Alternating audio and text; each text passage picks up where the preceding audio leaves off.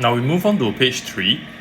In this table, we'll look at how we can understand some of the different random experiments and how we can calculate probability of favorable events. So in the first one, let's simplify it. We're just talking about flipping a fair coin. Remove the word twice. So the sample space, all the possible outcomes will be either a head or a tail. And how many of these outcomes are there? There are only 2 of them. So if we are talking about the event of getting a tail, meaning I want to find the probability of getting a tail, the favorable outcomes in this case is simply obtaining a tail. And the number of favorable outcomes is, there's only one. There's only one tail. So the probability of getting a tail is 1 out of 2. So we move on to the next case, rolling a fair die. When you roll a fair die, we have 6 possible outcomes. So in the sample space, we've got 1, 2, 3, 4, 5, and 6. How many outcomes are there? There are 6. So in the event where we want to get a value smaller than 4, smaller than 4 means we're only talking about 1, 2, and 3. So these outcomes are 1, 2, and 3. How many of these outcomes are there? There are 3 of them.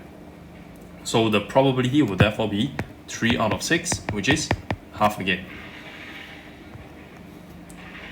Next experiment, we've got a bag containing 5 red balls, 3 yellow balls, and 1 green ball. So how many outcomes are there in the sample space if I want to pick a ball? We've got 5 red, so let's just put it down or 5 times, 4 and 5.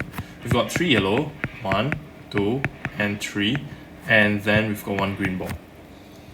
So the act of picking a ball, we've got 9 possible outcomes. And in the event that we want to specifically pick only a red ball, so the favorable outcomes will be your 1, 2, 3, 4, and 5 red balls. 5 of them. The probability is therefore 5 over 9. Okay, so next one, letters in the word rabbit. So we've got the letter R, A, B, B, I, and T. Notice that there are 2 B's. So there's a higher chance of getting B as compared to any other letter. So we got 1, 2, 3, 4, 5, 6 outcomes. The event is selecting a vowel. So A, E, I, O, U. The favorable outcomes are A and I, and there are 2 of them.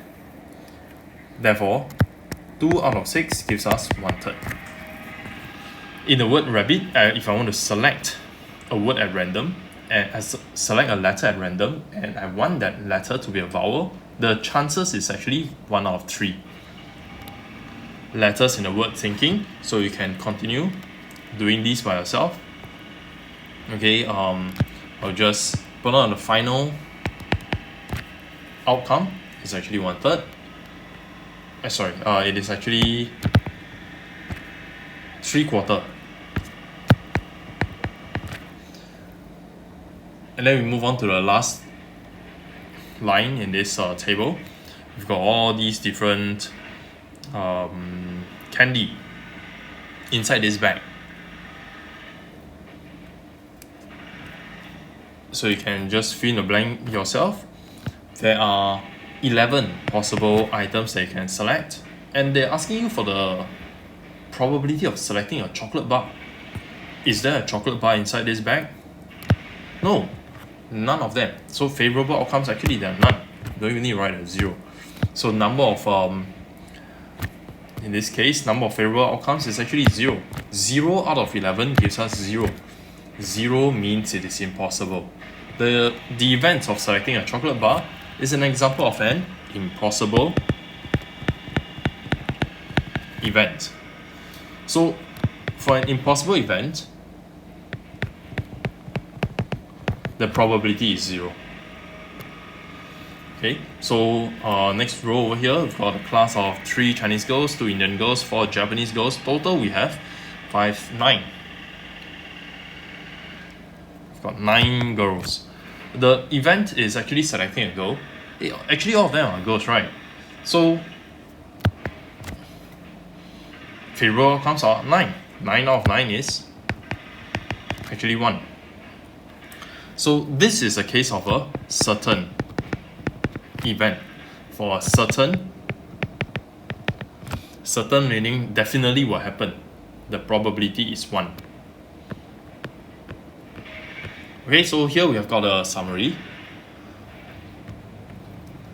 Our notation, PE, again, this means, this is how we read it, probability of an event, not P times E. Now we have our inequalities over here. The probability of an event is always greater than or equal to 0. If it is 0, means it's impossible. Now the probability of an event is always less than or equal to 1. 1 means it is definitely going to happen. It is a certain event. So how do we read this? Probability of a certain event. Probability of an event that will definitely happen is always 1. Or we can call it 100%. Same thing. The probability of an impossible event is actually 0. Or you can call it 0%. Same thing. Okay, let's look at some examples. Okay, in a class of 40 students, 15 of them wear spectacles. We randomly select a student at random. And what is the probability that the selected student wears spectacles? Our presentation looks like this. Probability wear specs. Okay, you can just shorten it, wear specs.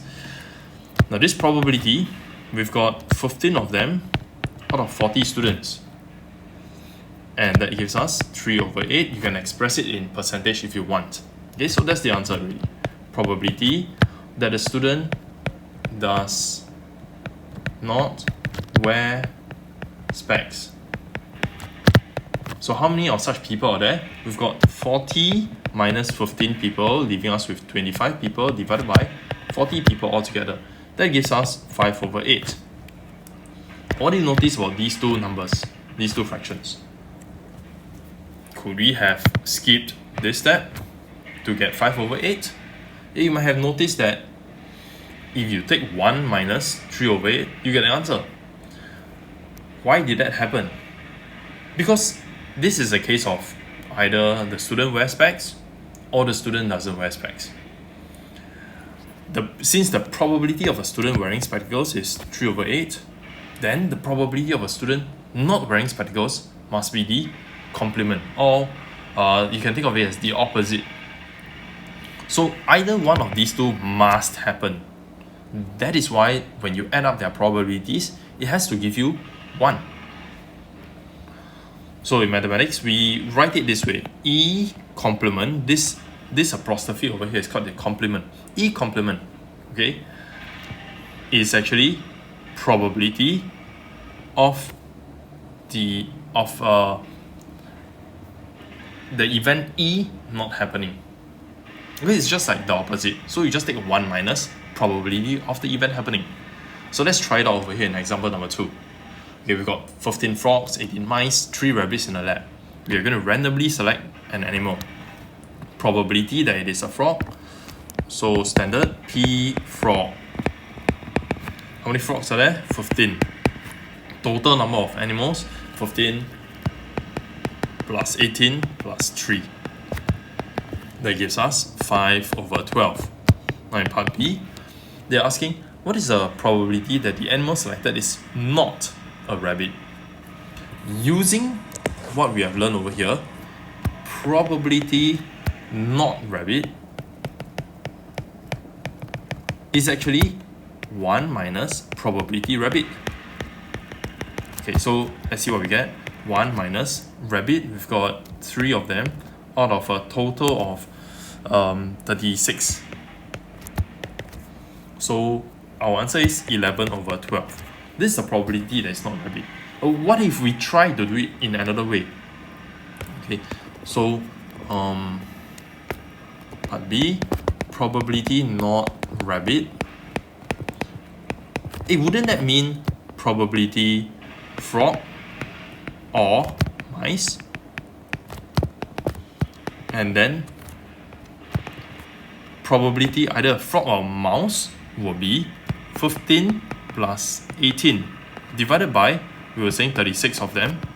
So 15 plus 18 is 33 divided by 36. Hey, you get the same, 11 out of 12. So either method will work. It's just that if there are more species of animals to choose from, you will see that the approach in red requires you to do much more working. The one in blue will be much faster. Okay, so now example number 3, multiple choice questions. We've got A, B, C, D. A student randomly takes an option. What is the chance? What's the probability that it takes option Z? Is it even possible? No. So probability take Z is actually 0. It's not possible for him to take Z. That's it. Okay, so some practice over here. We've got so many letters in the word flexibility. Put inside a bag, randomly draw it out. Probability vowel. So A, probability vowel. Let's count the number of vowels. We've got 1, 2, 3, 4. 4 out of total number of letters, 11. Done. Part B, probability M.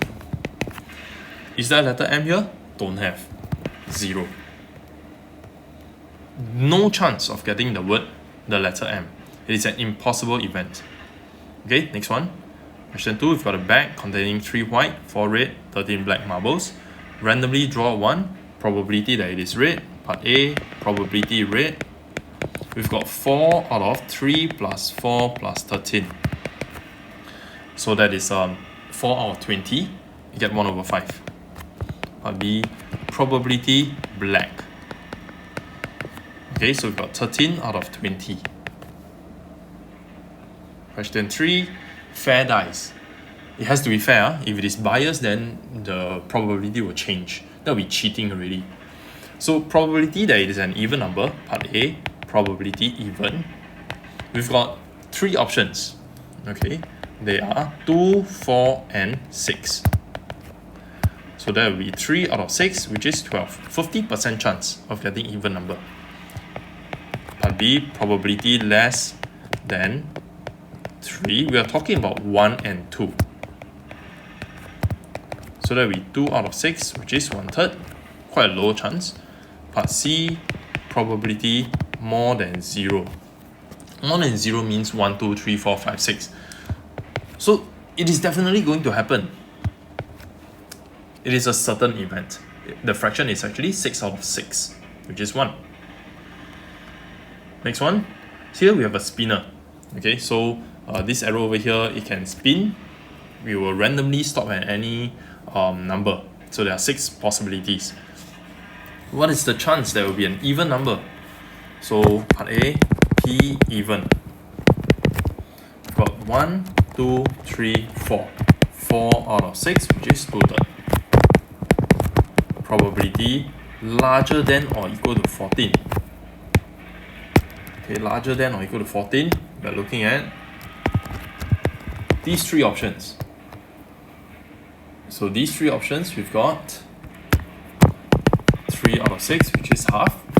Finally, part C, probability divisible by 3. So let's see what options we have. Divisible by 3. Oh, only these 2. So 2 out of 6, which is